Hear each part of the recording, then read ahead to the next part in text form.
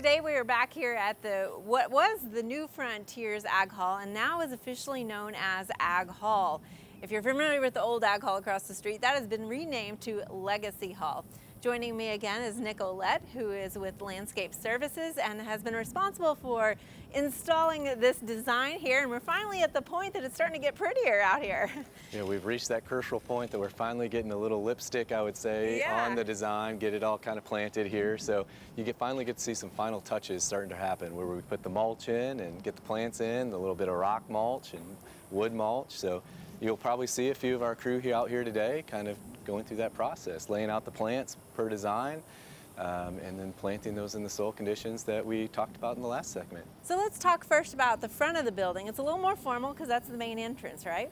Yes, we have a very cohesive type of landscape that goes down the Monroe Street. So we tried to mimic our landscape design that we have for Ag Hall to kind of balance the rest of the landscape down Monroe Street. And then back here, though, it's kind of a little more detailed, I would say. You got some interesting things back here. That's exactly right. Our front entrance is very formal. It's got spaces for events. We've designed that to hold events, kind of be able to greet students, the front entrance. And then when you come to this east side, it got a little bit more on the design to where it's more inviting with the plant material. It's kind of a little bit more native, a little bit more natural, inviting atmosphere, I would say, to kind of hang out. So we have a little plaza area, nice big pathways that just kind of create that. And the microenvironment is perfect for us on that. It creates, we have just enough sunlight, just enough shade to really kind of, I think, provide that hangout space. And I think it's interesting because, you know, as a homeowner, a lot of times we do that with our own home. We have that area where we can play soccer or have our activities with our lawn, which is what you have in the front.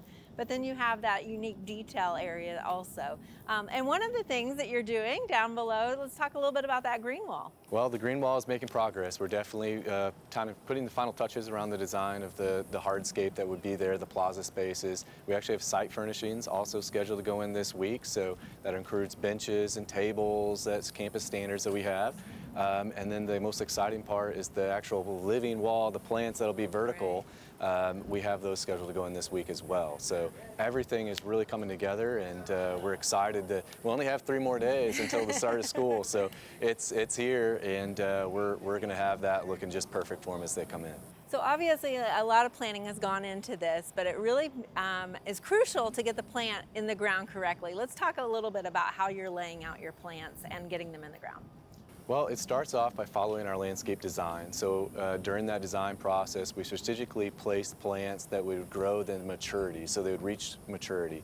So the spacings on the plants today look like maybe they're too far apart, but they're kind of small and they'll grow. So the spacings for those are kind of intended maybe about 3 years. I would say most landscapes, it takes about 3 years to kind of start reaching that full maturity or close to it. So that's what you're going to see today. Okay, so you've got some 1 gallons and some larger trees that will get larger next to this 3-story building, but as we know, gardens take a little bit of time. And if you'd gone the other way, I mean, it would have been a nightmare as far as maintenance, right? No, that's exactly right. So there are certain plants where we have them tighter together because they're meant to be act as a ground cover or filler, and that outcompetes then the weeds.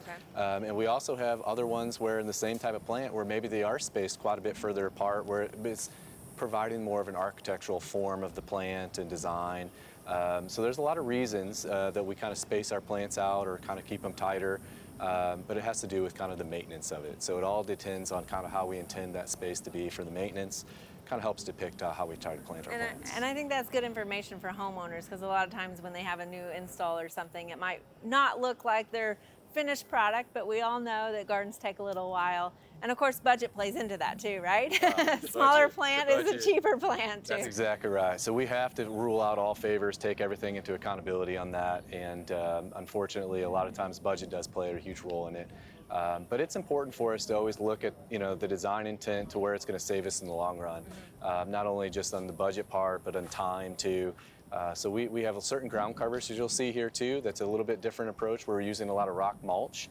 And that's helping us in areas that it's not conducive to get lawnmower equipment or staff in there. to constantly, mulch it or, do weekly maintenance, where we can do some rock mulch in there.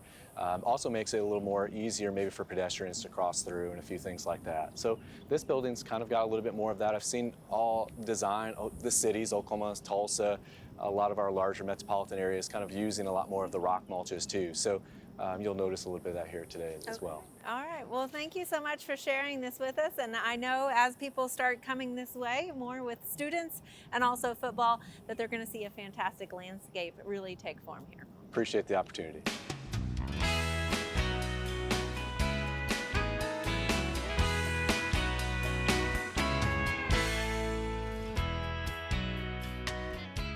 We hope you enjoyed this video as part of our Oklahoma Gardening YouTube channel.